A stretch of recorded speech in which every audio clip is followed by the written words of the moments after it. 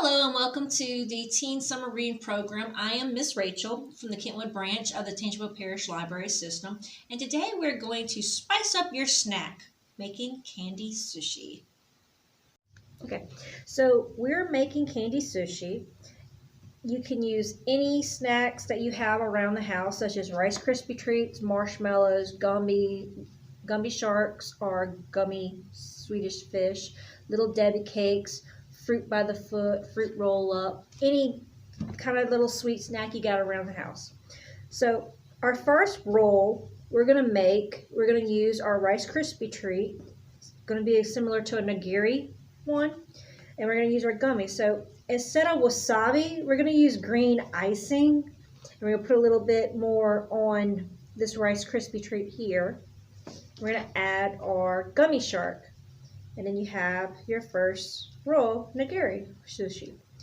Place that there. Or if you want to, what you can do is you can take your fruit by the foot and wrap it around and have this type of roll here. Another thing you can do is with your fruit by the roll, you can put a little bit more of the icing on there because you want to keep it to stick together. And you can wrap it around little Rice Krispie treats. So you have a nice little one roll like this. Another one that you can do using a plastic knife or a butter knife, cut your little fruit roll up and you get little Debbie cakes with that. You can use one of your Debbie cakes and you can wrap it around that, giving it a sushi kind of feel. You want to put a little bit of the ice in here so it'll stick together. Now sometimes people do eat sushi with soy sauce. Well, soy sauce will not go really well with this sushi.